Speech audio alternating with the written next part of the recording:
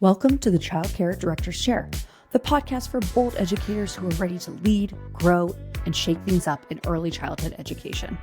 Whether you're a teacher eyeing that lead role, a lead stepping into leadership, or a center owner dreaming big, this is your space to grow with purpose and leave your mark. Hosted by heart-centered leadership coach Erica Sacoccio, each episode brings you real talk, actionable tools, and a contagious laugh or two, all designed to help you step into your next level with confidence. So pour your coffee, pop in those earbuds, and take your seat, because your leadership journey starts right now in the Childcare Director's Chair. Hey guys, it's Erica here with the Childcare Director's Chair podcast. So excited you are here today. We are joined with the guest today, and we're going to talk about something that's not always so fun, but we're going to try to make it fun because you know it's coming. You just don't know when.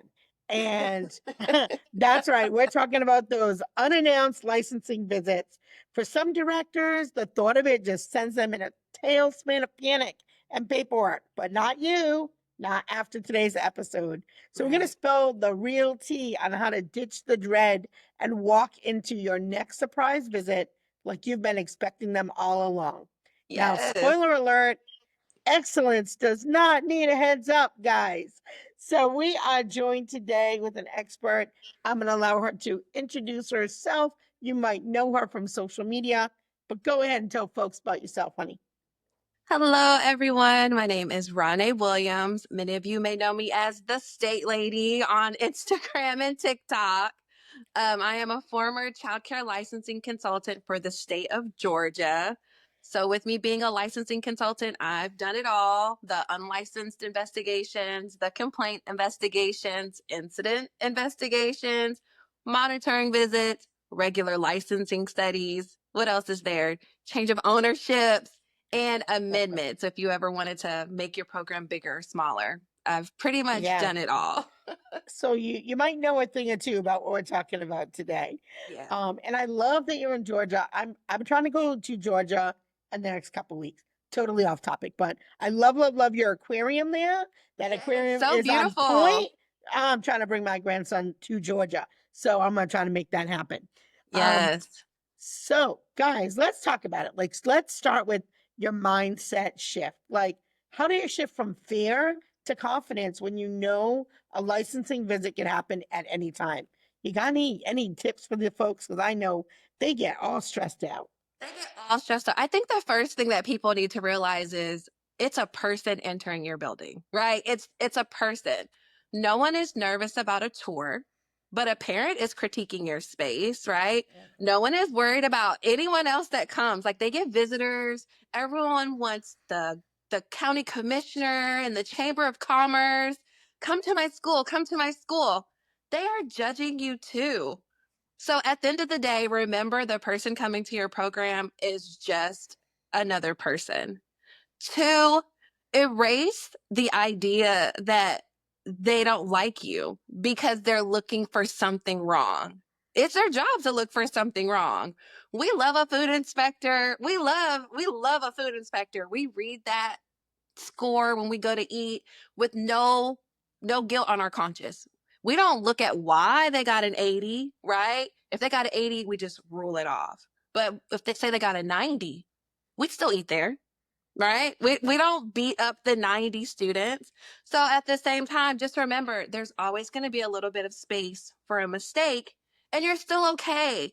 People still will bring their child to your program, even if you have a 90, right? Because at the end of the day, it's how you made them feel. Some of our favorite restaurants, and I'm going to talk about myself. I love Zaxby's. I love Zaxby's, okay? They do no wrong in my eyes. But I know Zaxby's does not have 100%. I know some of them probably do not have a 90, right? But that has not stopped me from going there, because every time I go there, they make my fries to utter perfection. And that's really what childcare is. It's how you really made someone feel. And then the fact that you're ensuring that they're safe, right? That's really the reverse of how people look at it. How you made them feel, and then the service that you provide. Because even if you make a mistake, we've all made it, a parent will forgive you. because parents, they have mistakes with their kids too. But it's when they feel like you love them that they're not going to call state because there was an incident.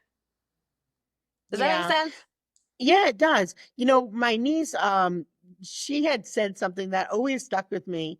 She said at first, all the directors would be nervous. And she said, then one day I just said to myself, they put their pants on one leg at a time, just like Yep. me. And I was like, Dad, you so funny. I was like, I think she was super young at that time. Maybe she was in her 20s.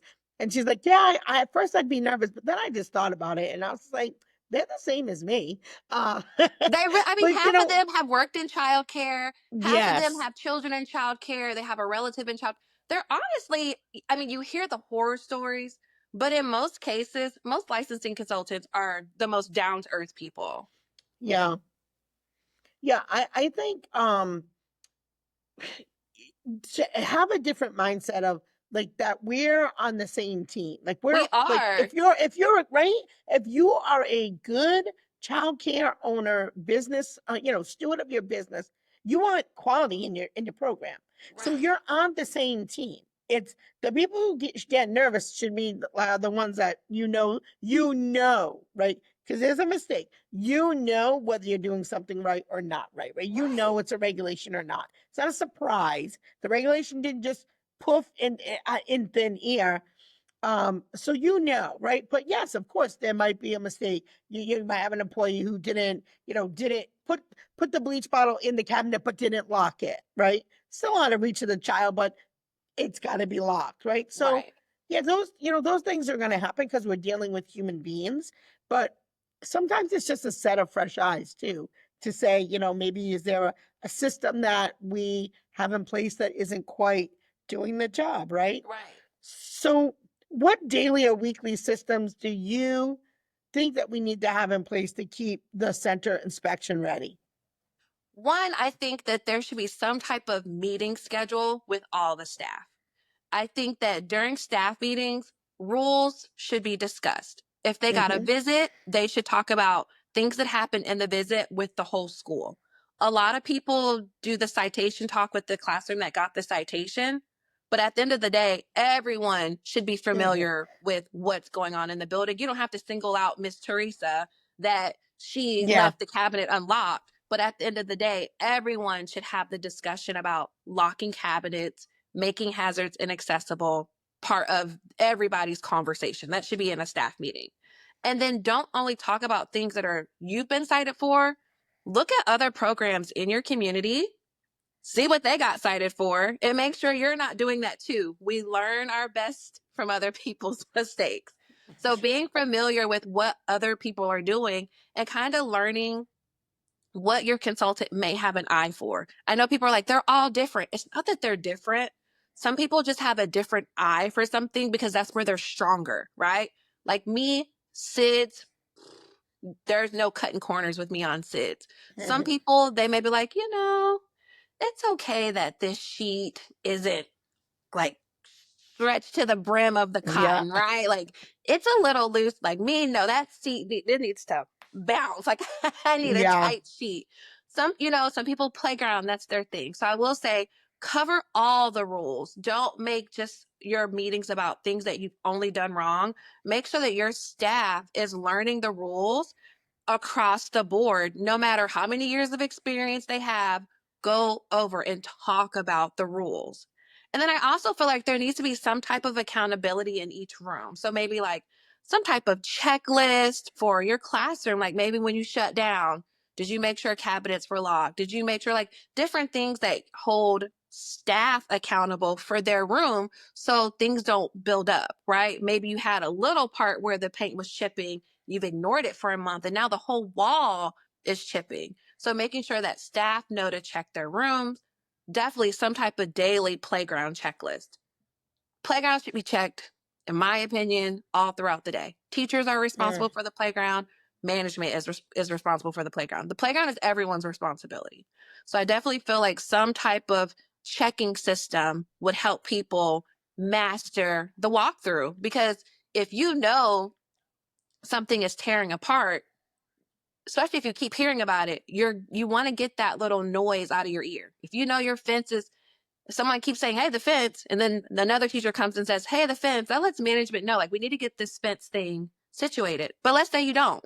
When you get cited for it, you're not as mad because you knew that it was there and it was something that you didn't work on. Yeah. So your advice is definitely have a strong morning walkthrough at your center for Walkthroughs. sure.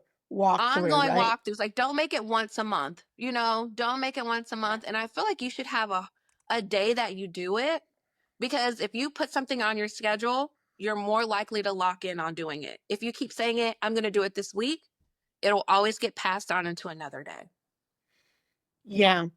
One of the things that we do at our program is we do compliance visits. So we do it in two different ways. We'll do one time where it's kind of more like a brand visit, just walking through and like in the eyes of a parent. And then Mm-hmm. the other time we do it, it's like the eyes of the state, if you will. And we took our state's form that we know that the worker is using, and we will walk through and use that. And then we'll have Right. directors flip sites or have I own a center. Well, I run a center, my sister runs one, and we'll go to each other's site because sometimes you just need a fresh Fresh set of eyes. eyes. You need that fresh set of eyes. Yeah. So where do you see most directors slip up when it comes to compliance documentation or safety checks? Oh my gosh. Do we have time for that? I'm just kidding. Yeah. I'm kidding. Uh, for one, I think a lot of it's the enrollment paperwork.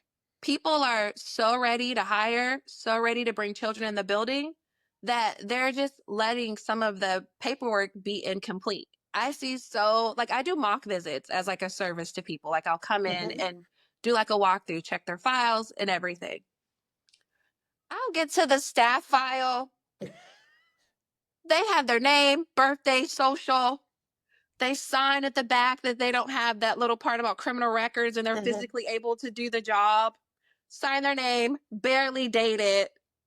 Orientation, they just scribble, scribble, scribble, sign at the bottom. I know that director saw that. And if she didn't, shame on her. There's no work history. There's literally, it's just a blank job application. You need to know where they used to work, right? That should have been part of the interview anyway, but it needs to be documented where that person came from. But so often you just see the blank application. Same thing with the children's enrollment form. And it's always allergies left blank. It's always that part about this. I feel like every state has this because so far everyone's like, yes, it's allergies. And that part about special needs or disability always left blank. And the emergency contact. And I get it. No one's from where they live anymore, right? Like, you're from Georgia, but you're from New York. Like, I get it. But you have to have an emergency contact. Someone needs to be able to get in contact with you or try to get in contact with you in the event of an emergency. Allergies, you need that as the center. You need that for your own legal protection, right? Because a parent will say they told you, and you really don't know. It's not written anywhere. It's now your word versus theirs. And then this whole thing about disabilities. A lot of parents don't want to acknowledge it. I get it. We're in a hard time right now with classifying children as special needs or however you want to label it. But if there's nothing, it should be documented as nothing. Yeah. So I feel like the paperwork is where so many mistakes happen, or just so many areas for a citation. Same thing with medication. Everybody has allergies now. I think growing up, no, everyone ate nuts. Everyone played outside. It was just the way that things are. But now we have so much medicine coming into schools, and it's just sitting. It gets to the point where it's honestly expiring, and it's still sitting inside of programs. So I do think that's like one of the main things that's so controllable. Paperwork, for sure, is where a lot of directors fall short. And I think a lot of directors are so burnt out for being in the room, they forget to go back. They forget how they felt in that room. They forget what it's like to wait for a bathroom break. And even though it's justified as to why you're making someone wait for the bathroom break, because someone did throw up, someone did call out with her, like something happened, but not giving the teachers the respect of giving them the why. I'm coming. I'm so sorry. Yeah. Johnny threw up on me. You know, I'm so sorry. A parent called and she was just really upset. Please go to the bathroom. You know, like I think a lot of times directors do kind of forget how they felt in that room, and they don't give teachers that acknowledgement, and then the teacher just feels unseen, unheard, not respected. And I think that's where that feeling of my center doesn't care about me is coming from, because they're not getting the whys from their leadership. Yeah. Um, how do you recommend that folks train their team to respond to licensing reps professionally but truthfully, even if something isn't perfect? I think how you're saying the mock walkthroughs, I think they need to get used to someone coming in their room, staring at them, and Mm, just getting used to that feeling. I know when I worked in a center, I hadn't had a state visit. She always came when I wasn't there. Like she would come either late. I taught Georgia pre-K. So she would come mm-hmm, late in the afternoon, or she would come on like a day where I had training. So I wouldn't see her. And I remember the first time she came in, I had heard so much about her, I kind of froze. Like, yeah. well, can I help you? Like, what do you want? And I think if you give if you give your teachers the expectation of what's going to happen, there's not a Mm-hmm, mystery. Like someone's going to come into your room. It's yeah, okay to say hi to them. They're going to ask you questions. They may look at you, but continue to keep the kids as your priority. Walk yeah, them through what it's like, so they're not, it's like, you know, you walk in a room the first day of school, you're like, do I put my book back down? Do I find a seat? Who do I sit next to? You know, it's that anxiety of not knowing what to do. It's similar yeah. in a licensing visit, letting them know like what to expect, but tell them don't be afraid. Mm-hmm, Don't be angry. You know, there's this culture of hating state. Do not hate this person. At the end of yeah, the day, that may be a person that can be a resource to you. In my case, that was a person absolutely. who helped me get a job, you know, like my state Mm-hmm, person, she actually introduced me to the job opportunity. I didn't even know they were hiring. I didn't even know how to apply. So I will say, just look at them as a resource, look at them as not your coworker, but someone that you can collaborate with. yeah. I feel like we've had both sides here in Rhode Island. I've been in the field a long time. We are now licensed through DHS, which Mhm. I 100% feel like it's a resource. We used to be licensed by DCYF, and that didn't feel like a partnership. That felt different. Yeah. So I do think too, as I look through Facebook groups and see people say like there are certain states that are a little bit known to be, I don't want to say tougher, but just have a different connotation of like not a partnership. It should be a resource because we're Right. all caring for children, right? Um, I think the other thing too is most states have a quality rating system now. Yes. And so they also come in and they're watching you with clipboards and observations. So I think at this point we should, kind of be used to visitors coming in and just getting a snapshot of what it is that we're doing. Um, do you recommend, actually, you know what? I'm going to go back to that really quick. This is something my director is going to laugh to listen to. One of the things I am absolutely insane about is keeping the director's desk clean, Mm-hmm. clean and clear at all Yes. times. And they're like, God, you're so like I promise you, if I walk in and there's a pile of paperwork anywhere on that desk, I will take it and put it in your work bin. And they're like, oh, where's my? I said, it's in the work bin. I said, this desk needs to be ready for an inspector at any Yes. time. At They need a any place to work. They need a place to be able to look through your files. They need to be able to get through any of the paperwork, which is normally in the office, at Mhm. any point, at any time, and they need a workplace. And Yes. this is it. So keep it clean. Yes. And But you have to I keep it stay clean. ready. I stay ready. You have to stay. So here's the thing, because like I know a lot of times people talk to me about like the paperwork, and one of the things that I talk about when I train people about organizing their paperwork is giving state what they need, still being organized, still having files, but Mm-hmm, only giving state what they need, because so mm-hmm, often for teacher files, everything just goes in this one folder, right? mm-hmm. So if you wrote someone up, if you fired them, if you rehired them, whatever is going on, it's in that file.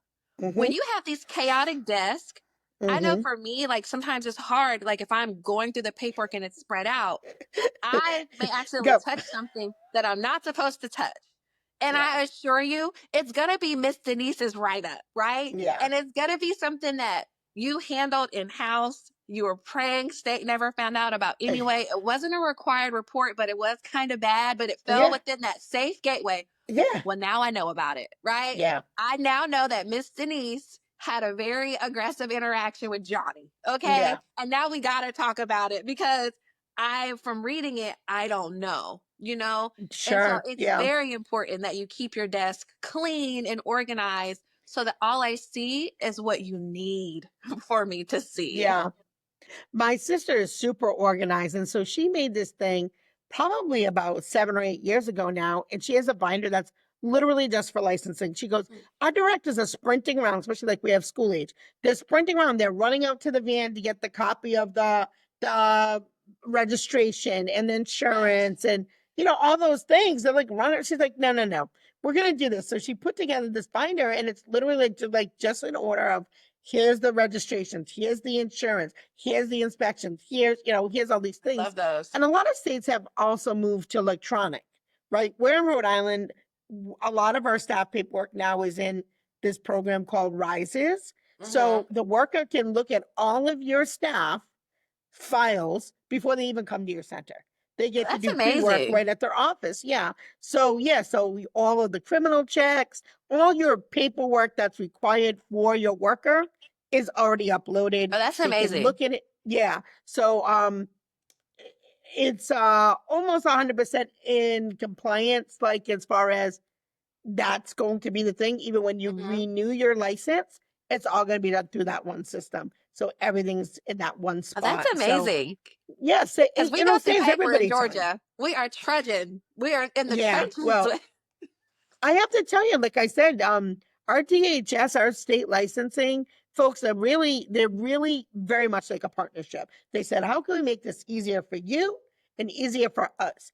And so yeah, they're a great state to work with. So how do you balance being authentic and friendly without making sure that your staff knows to take unannounced visits, seriously? Because, what do you recommend? Because I always say just keep it cute, like say good morning and keep an ear out for her. But that's really all you need, like she's going to ask, he or she, because there are men that do this, he or she will ask for what they need, right? You don't have to hover. You don't have to keep saying, do you need anything? But make sure you're accessible. Like I know, like especially for states that still do paperwork, it's a lot, and I know for me, like I don't like to run people.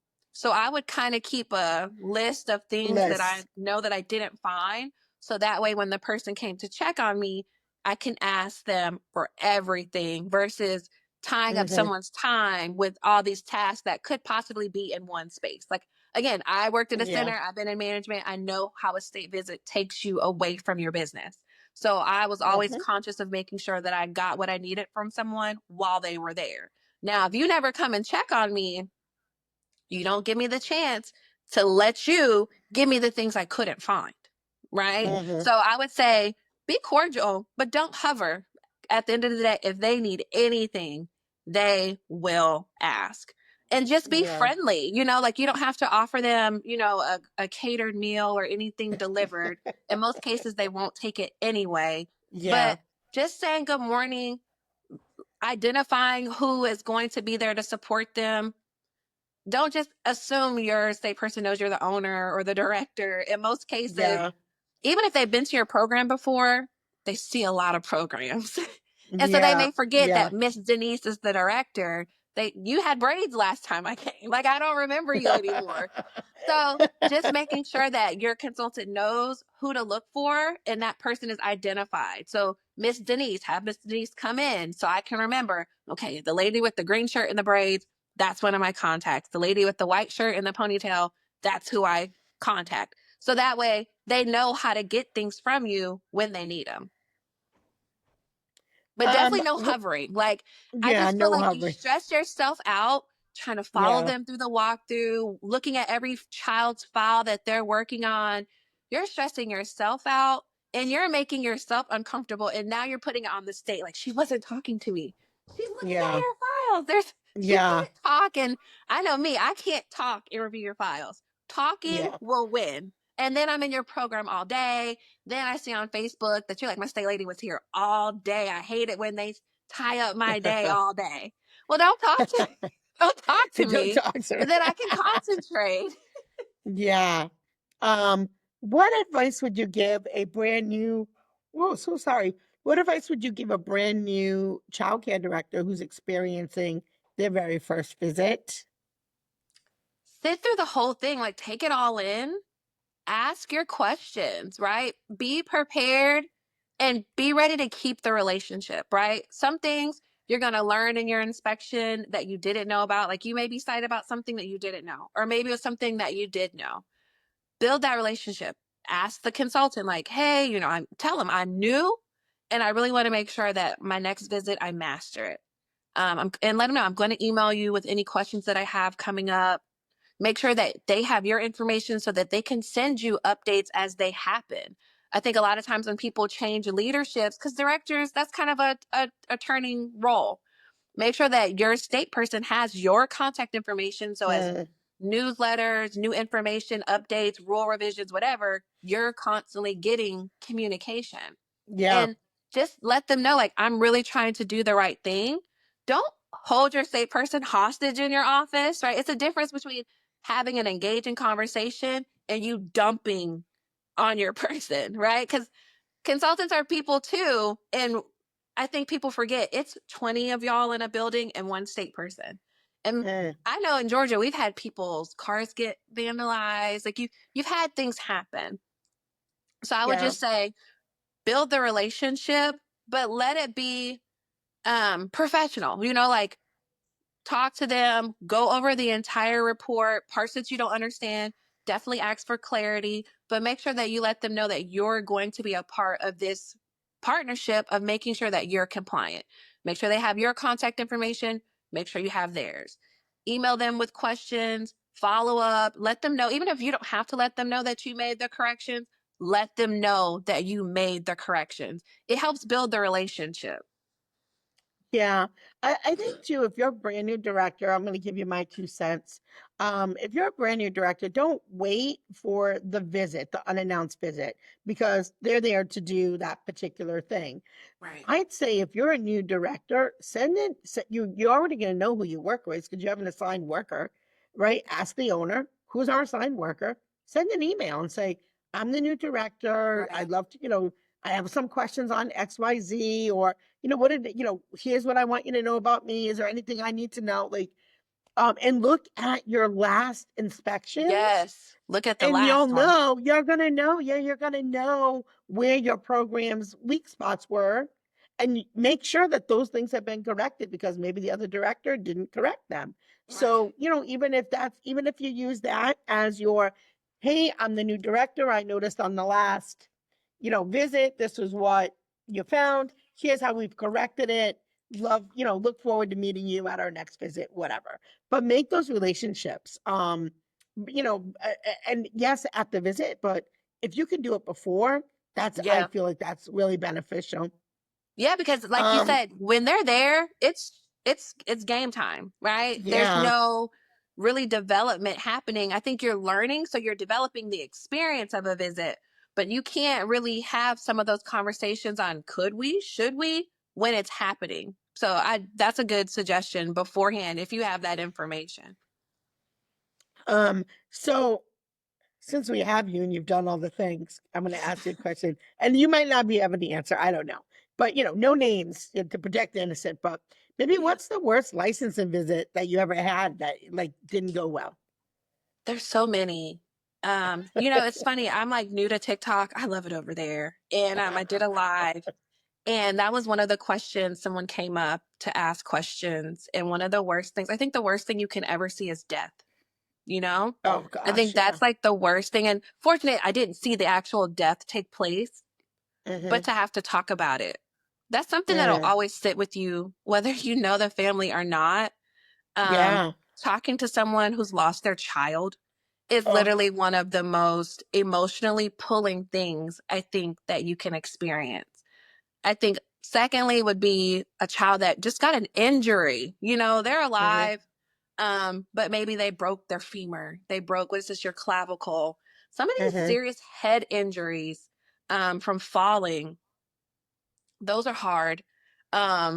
Just on the outside, because again, we don't get to witness it happen, but talking to Sure. families after something like that happens, talking to teachers after something like that happens, definitely pulling. And Yeah. then just from things that I've actually interacted with, I think bugs. I think seeing the amount of live activity that takes place in a space that serves children food, Mm, that's always hard. Or the lying, where you see things hidden, you see children being moved from room to room, or all placed on the playground, or those are hard. I feel like there's so many bad things in this role. And people always say, like, I got a new state person, I got a new state person. That's a hard job. And I think a lot of people don't realize that that person honestly sees a lot of bad in a day, a lot of bad yeah. within a week. To know a child got their finger amputated in a door, or to know Oh, that someone fell and got a concussion, or to learn there's roaches in the infant refrigerator where the bottles are stored, or teachers are fighting in classrooms, or, to get that every day.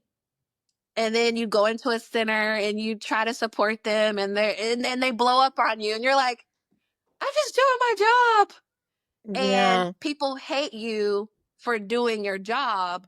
But at the end of the day, what else are you supposed like what are you supposed to do? Like, our job is to find things that are wrong and bring it to your attention so you can stop. But to Yeah. answer your question, it's a lot of, I can't even think of like my worst visit ever. I've had a lot. Like, there's a lot where you just kind of go home and you just sit for a second. Like, Yeah. gosh, you ponder on that family. You ponder on that child. Like, how will that affect them years later? I don't know if I'm one of those people that's too emotional, but I think about No. kids afterwards. Like, you think about it Yeah. afterwards, like, man, even if they get disenrolled, like, they lost their finger today. Like, how as they grow Yeah. will that finger develop? Yeah. That scar on their face 5 years from now, will it be more subtle? You see Yeah. a lot. Like, you see a lot. I Yeah. can't tell you one bad visit, but I think the worst thing I could ever see is, I guess, a death, because Yeah. there's no coming back from that. Yeah. That's probably why you are, like you had said earlier, how you are about SIDS. Yeah. That And was that's my part, first I mean, visit. that's, yeah, that's very telling. So, yeah, we're all obligated to do our very best humanly possible to make sure that children are safe. So, yeah, Yeah. sorry if somebody's offended by that, but that is our job and our duty. Um, as we start to wrap up, what are a few things that directors should stop doing right now if they want to feel more confident and prepared year round? Stop using your years of Stop. experience as the qualifier. In Okay. childcare, we're never done learning. We are never done. We're never the masters of it all. Always be learning. Always learn more about everything, about management, about feeding children, about nutrition, USDA, about how to organize your files. Just always know that there's a way that you can just continuously improve. Like, don't box yourself in and be like, this is how I am going to be a director. Always be ready to learn, always be ready to hear someone else's input, because this field 10 years ago, 5 years ago, like, how we operated with COVID is not how we Mm, operate now. How we yeah. operated even 2019 is not how childcare evolves honestly every year. And just Hmm. be open to all the changes that may come, all the things that you may learn. Just don't box yourself out of learning. That's great Don't advice. beat yourself up if you make a mistake. We are humans, right? Like, learn from it and keep going. Don't beat someone else up for a mistake, right? We all make them. Like, we literally all make them. I know when I do trainings and even when I present, I tell people all the bloopers I made in a classroom, right? Yeah. But I never made them twice. Yeah. Learn from that just mistake. you learn Yeah. from each mistake. I think that's too where working as a team really comes and helps, right? Because if like I walk in your classroom, you might not notice that you didn't lock the cabinet, but you don't need licensing to say that. It could be your partner be like, oh, hey, just a reminder, we got to lock this cabinet. I noticed Right. it wasn't locked, So, holding yourself accountable and your teammates accountable. So thank you so much for sharing so much Thanks for having me. insight. Yes, of course, because, let's be real, those words like, hi, I'm here from licensing, they make people's stomach drop. And it's time to maybe stop surviving visit to visit and start living in a state of consistent excellence. Because your program you shouldn't have to scramble. Your system should be You really ready. shouldn't. Yeah, your system should be ready. And, reflect on quality, the quality that we promise to families every day. And remember, it's not about perfection, a little bit more about preparation, Yes. professionalism, and pride in your work. So next time they show up, just smile, hand them your clipboard and say, welcome on in. So that's it for today on Childcare Directors Chair Podcast. Thank you for tuning in. As always, have a great day. That's a wrap for this episode of the Childcare Director's Chair, where we believe leaders aren't born, they're grown. If something sparked for you today, share it, shout it out, or pass it along to the next bold changemaker in childcare. Don't forget to subscribe, leave a review, and stay connected with Erica Sacosio for more real talk leadership tools and a whole lot of inspiration. Until next time, lead with heart, grow with fire, and always remember, the chair is yours. Now own it.